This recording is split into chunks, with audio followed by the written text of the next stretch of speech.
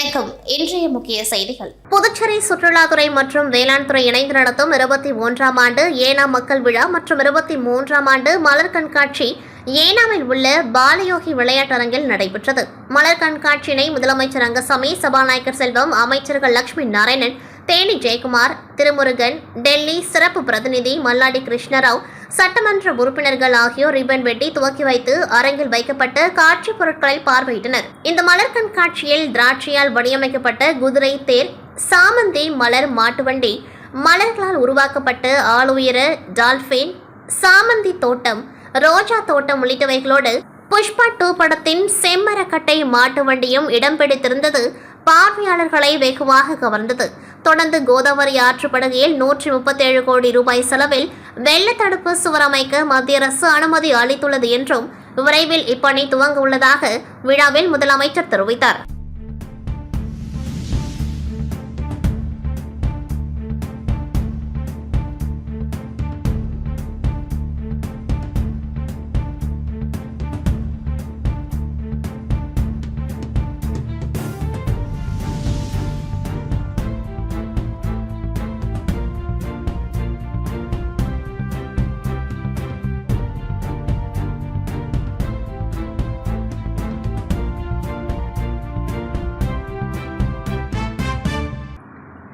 புதுச்சேரியின் பாஜக தேர்தல் பொறுப்பாளரான பாஜக தேசிய மகளிர் அணி தலைவி வானதி ஸ்ரீனிவாசன் சட்டமன்ற உறுப்பினர் தலைமையில் எல்லைப்பிள்ளை சாவடியில் உள்ள பாஜக தலைமை அலுவலகத்தில் ஆலோசனை கூட்டம் நடைபெற்றது.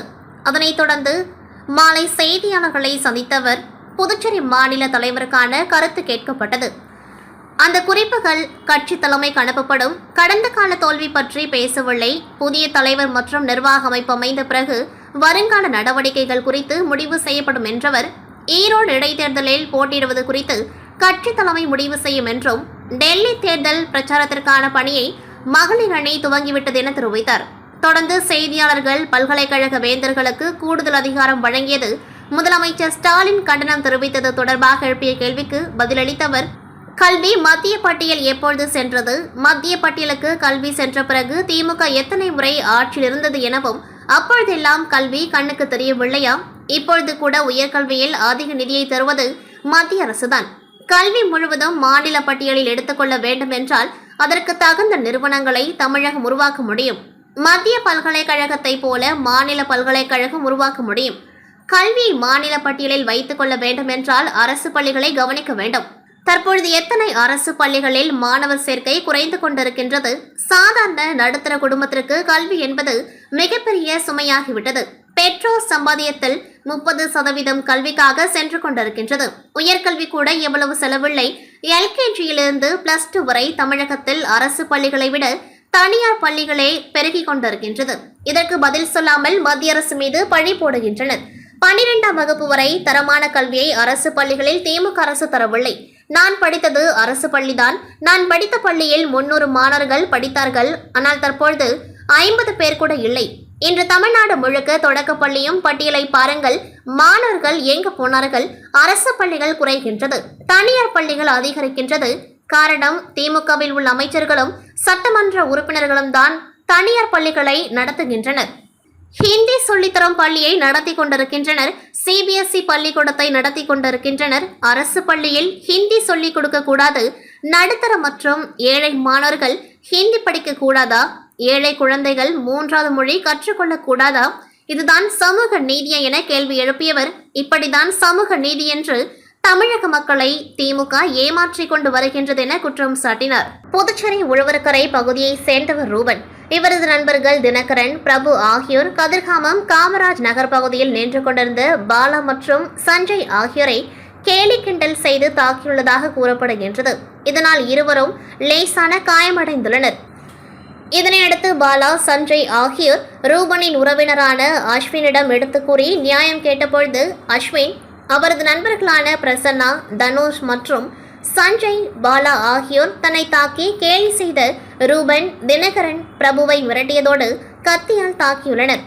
இந்நிலையில் புதுச்சேரி காவல் தலைமையகத்தில் பணிபுரியும் தலைமை காவலர் மனோஜ் அப்பகுதியில் சென்று கொண்டிருந்த பொழுது இந்த சம்பவத்தை பார்த்து கத்தியை பிடுங்க வேண்டும் என்றுள்ளார்.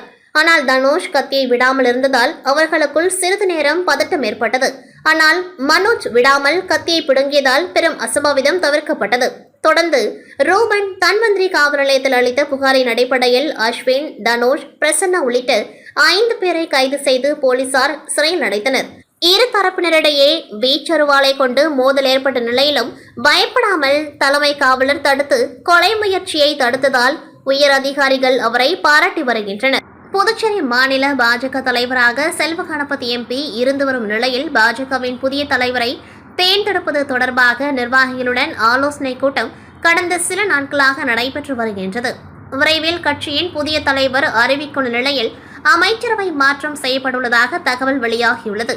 முதல்வரின் பாராளுமன்ற செயலர் பதவி வகித்து வரும் ஜான்குமாருக்கு புதிய அமைச்சர் பதவி வழங்க உள்ளதாக தகவல் வெளியாகியுள்ளது.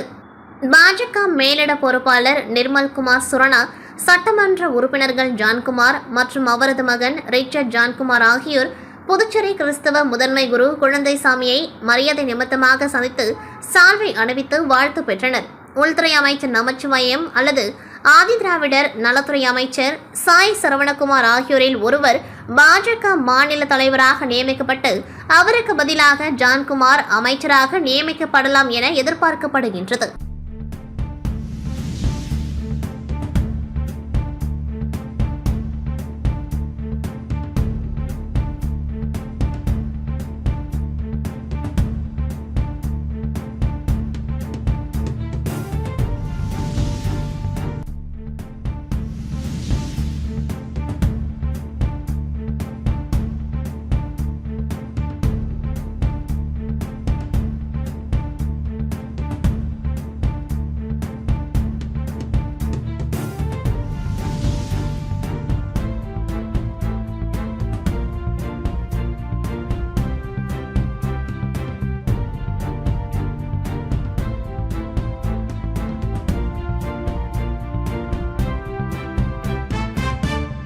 காரைக்காலில் புகழ்பெற்ற ஸ்ரீ நித்திய கல்யாண பெருமாள் ஆலய திருவத்தியன உற்சவம் பகல் 10 உற்சவம் 8ஆம் நாளான நேற்று பெருமாள் முத்து சாய கொண்டையுடன் பக்தர்களுக்கு அருள் பாலித்தார். இதில் ஏராளமான பக்தர்கள் கலந்து கொண்டு சுவாமி தரிசனம் செய்தனர். புதுச்சேரி யூனியன் பிரதேசம் காரைக்காலில் புகழ்பெற்ற ஸ்ரீ நித்திய கல்யாண பெருமாள் ஆலயத்தின் பகல் 10 ராபத்தியனம் திருவத்தியன உற்சவம் கடந்த 31ஆம் தேதி துவங்கியது. திருவத்தியன உற்சவத்தின் முதல் 10 நாட்களும் பகல் 10 உற்சவம் என்றும், வைகுண்ட ஏகாதசி நாளிலிருந்து வரும் 10 நாட்களும் ராபத்து உற்சவம் என்றும், 21ஆவது நாளன்று இயற்பா என்றும் தமிழ் திருவிழாவாக பல ஆண்டு காலமாக நடைபெற்று வருகின்றது. பகல் 10 உற்சவத்தின் 8ஆம் நாளான இன்று ஸ்ரீ நித்திய கல்யாண பெருமாள் முத்து சாயக்கொண்டை மகர கர்ண பத்திரம் அணிந்து கொண்டு ஸ்ரீ திருமங்கையாழ்வார் அருளிய பாசுரங்களை கேட்டவாறு சேவை சாதித்து பக்தர்களுக்கு அருள் பாலித்தார். பெருமாளுக்கு சிறப்பு பூஜைகளும் மகா தீப ஆராதனையும் நடைபெற்றது. இதில் ஏராளமான பக்தர்கள் பங்கேற்று சுவாமி தரிசனம் செய்தனர். புதுச்சேரியின் ஏம்பலம் கிராமத்தில் மறைமலை அடிகள் அரசு மேல்நிலைப் பள்ளியில் மாநில அறிவியல் கண்காட்சி நிறைவு விழா நடைபெற்றது. முதன்மை விருந்தினராக கல்வி அமைச்சர் நமச்சிவாயம் விழாவிற்கு தலைமையேற்று மாநில அளவில் நடைபெற்ற அறிவியல் கண்காட்சியில் தேர்வு செய்யப்பட்ட அறிவியல் படைப்புகளுக்கு அமைச்சர் பரிசுகளை வழங்கினார். இதில் தொடக்கப்பள்ளி பிரிவு, நடுநிலைப் பள்ளி பிரிவு, உயர்நிலைப் பள்ளி பிரிவு, மேல்நிலைப் பள்ளி பிரிவு மற்றும் ஆசிரியர்கள் பிரிவில் முதல் 3 பரிசுகளும் ஆறுதல் பரிசுகளும் வழங்கப்பட்டது. புதுச்சேரி, காரைக்கால், மாஹே, ஏனாம் ஆகிய 4 பிராந்தியங்களில் இருந்தும் சிறப்பிடம் பெற்று முதல் பரிசு வென்ற மாணவர்களுக்கு அறிவியல் மற்றும் தொழில்நுட்ப சுழற்கோப்பை வழங்கப்பட்டது. பின்னர் விழாவில் பேசிய கல்வித்துறை அமைச்சர் நமச்சிவாயம் அரசு பள்ளி மாணவர்களுக்கு இலவசமாக மடிக்கணினி, சைக்கிள் ஆகியவைகள் வழங்கப்பட்டு வருகின்றது.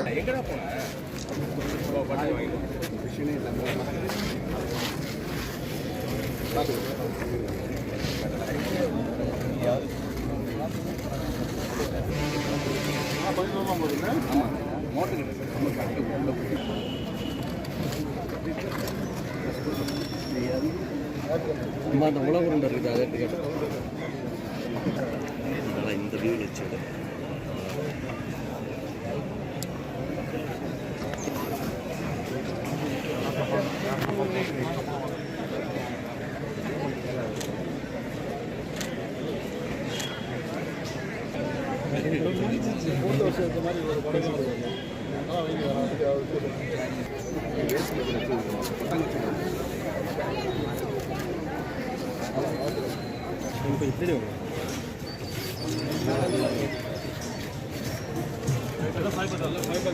குடிநீர் பஞ்சத்தை போக்கும் வகையில் புதுச்சேரி PS பாளையம் பம்பை நதீஸ்வரருக்கு 108 குடம் பம்பை ஆற்றின் தண்ணீரை ஊர்வலமாக எடுத்து வரப்பட்டு சுவாமிக்கு அபிஷேகம் நடைபெற்றது. புதுச்சேரி மண்ணாடிப்பட்டு தொகுதி PS பாளையம் கிராமத்தில் அமைந்துள்ள செல்வமுத்து மாரியம்மன் கோவில் வளாகத்தில் மங்களாம்பிகை உடனுரை பம்பை நதீஸ்வரர் கோவில் அமைந்துள்ளது. இந்த சிலை கடந்த 1997ஆம் ஆண்டு பம்பை ஆற்றங்கரையிலிருந்து கண்டெடுக்கப்பட்டு பிரதிஷ்டை செய்யப்பட்டது.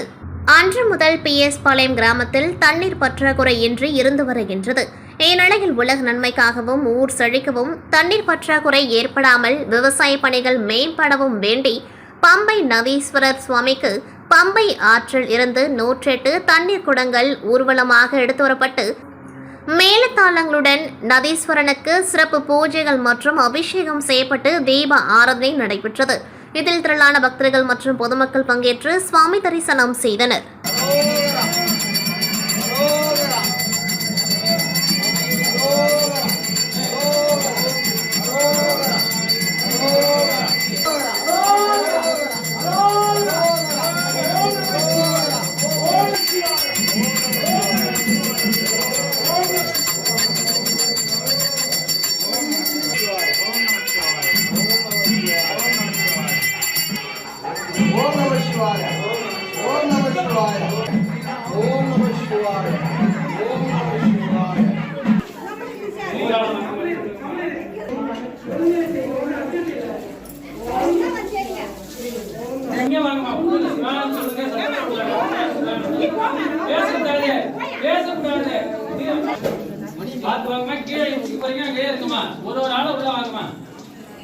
காரைக்கால் மாவட்டம் திருநள்ளாறு தொகுதிக்குட்பட்ட ஆம்பகரத்தூர், சேத்தூர், செல்லூர், கருக்கங்குடி, ஆத்திப்படுகை, பேட்டை, அரங்கநகர், தேனூர், செருமா விளக்கை, நெய்வாச்சேரி, கீழ்த்தென்னங்குடி, சுரக்குடி உள்ளிட்ட 25 கிராமங்களைச் சேர்ந்த சுமார் 15,000க்கும் மேற்பட்ட குடும்பங்களுக்கு GNS அறக்கட்டளை மற்றும் புதுச்சேரி மாநில பாஜக துணைத் தலைவர் GNS ராஜசேகரன் சார்பில் பொங்கல் பரிசாக அரிசி, சர்க்கரை, சீனி, முந்திரி, திராட்சை, ஏலக்காய், நெய் அடங்கிய தொகுப்பு வழங்கப்பட்டது.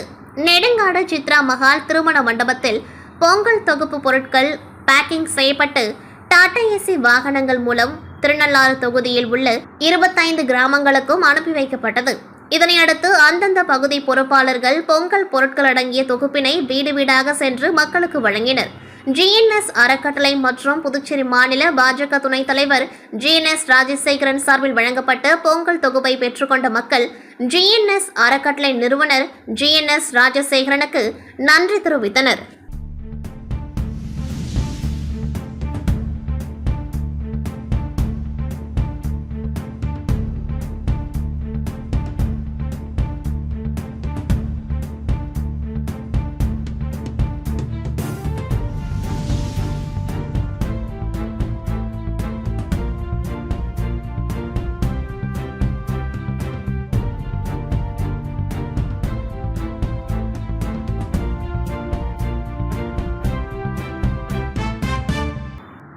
புதுச்சேரி தமிழ் உரிமை இயக்கம் உறுப்பினர் சேர்க்கை, கொள்கை மற்றும் நோக்கம் குறித்த விளக்க பரப்புரை கூட்டம் நேற்று அரியங்குப்பம் பிரம்மன் சிலை அருகில் நடைபெற்றது. கூட்டத்திற்கு இயக்கத்தின் தலைவர் பாவாணன் தலைமை தாங்கினர்.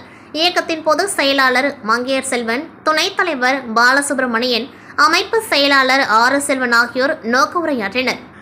இதில் தமிழை பயிற்று மொழி, ஆட்சி மொழி, அலுவல் மொழி, வணிக மொழி, தொழில்நுட்ப மொழி, வழக்காடு மொழி, வழிபாட்டு மொழி ஆகியவற்றில் கட்டாயம் தமிழ் மொழியை நடைமுறைக்கு கொண்டுவர வேண்டும் என்ற கோரிக்கையை முன்வைத்து நடந்த இப்பரப்புரை கூட்டத்தை ஆசிரியர் கபிலன் தொகுத்து வழங்கினர். மாநில செயலாளர் தீனா தொடக்க உரையாற்றினர். செயற்குழு உறுப்பினர் மலையாளத்தன் வரவேற்றார். பேராசிரியர் இளங்கோ, தந்தை பெரியார் திராவிட கழகத்தின் தலைவர் வீரமோகன் வாழ்த்துரை வழங்கினர். இதில் மாநில பொருளாளர் சுகுமாரன், மாநில செயலாளர் வேலுச்சாமி, இனாமுல் ஹசன் மற்றும் சிறப்பு அழைப்பாளர்கள் புலவர் பெருந்தேவன், இளங்கோ, ஆசிரியர் திலகம் உட்பட 100க்கும் மேற்பட்ட தமிழ் ஆசிரியர்கள், தமிழ் அறிஞர்கள் மற்றும் உறுப்பினர்கள் கலந்து கொண்டு சிறப்பித்தனர். பொதுக்குழு உறுப்பினர் அழகப்பன் நன்றி கூறினார். இறுதியாக அகில இந்திய வானொலியின் புதுச்சேரி தொகுப்பாளர் கவிஞர் உமாமோகன் அவர்களின் மறைவிற்கு மௌன அஞ்சலி செலுத்தினர். 2016ஆம் ஆண்டு கூட்டுறவுத்துறையால் கைவிடப்பட்ட இளநிலை உதவியாளர் தேர்வை மீண்டும் நடத்த வேண்டும், துறை சார்ந்த கேள்விகளை கேட்க வேண்டும், தகுதியான நபர்களை பணிக்கமர்த்த வேண்டும் என்பன போன்ற கோரிக்கைகளை வலியுறுத்தி புதுச்சேரி மாணவர் கூட்டமைப்பின் சார்பில் தட்டாஞ்சாவடி கூட்டுறவு பதிவாளர் துறை அலுவலகம் முன்பு கண்டன ஆர்ப்பாட்டம் நடைபெற்றது. கூட்டமைப்பு நிர்வாகி ராஜேந்திரன் தலைமையில் நடைபெற்ற போராட்டத்தில் ரவிச்சந்திரன், அன்பரசன், பிரபாகரன், திவ்யா, நரசிம்மன், புனிதா, பூர்ணிமா உள்ளிட்ட 50க்கும் மேற்பட்ட வேலையில்லா பட்டதாரிகள் கலந்து கொண்டு கோரிக்கைகளை வலியுறுத்தி கண்டன கோஷங்களை எழுப்பினார்கள். இதுகுறித்து அவர்கள் கூறும்பொழுது, புதுச்சேரி கூட்டுறவு துறையால் 2016ஆம் ஆண்டு கைவிடப்பட்ட இளநிலை ஆய்வாளர் பணிக்கான தேர்வு 2024ஆம் ஆண்டு நடத்தப்பட்டது. இதில் 90% கேள்விகள் துறை சார்ந்தில்லாமல் பொதுவான கேள்விகள் கேட்கப்பட்டது. இதனால் பிகாம், சிஏ, எம்காம் படித்தவர்களால் தேர்வை அணுக முடியவில்லை. அதே நிலையில் எல்டிசி, யூடிசி மற்றும் ஹோம்கார்டு பணிக்கு தேர்வு செய்யப்பட்டவர்களே இளநிலை உதவியாளர் பணிக்கு அமர்த்தப்பட்டனர். இவர்களால் கூட்டுறவு துறையில் கணக்குகளை தணிக்கை செய்ய முடியாமல் நிலை உள்ளது. எனவே கூட்டுறவு துறையால் கைவிடப்பட்ட இளநிலை உதவியாளர் தேர்வுகளை மீண்டும் நடத்த வேண்டும், துறை சார்ந்த கேள்விகளை கேட்டு தகுதியான நபர்களை பணிக்கமர்த்த வேண்டும் என அவர்கள் கோரிக்கை வைத்தனர். இத்துடன் செய்திகள் நிறைவடைகின்றது. நன்றி, வணக்கம்.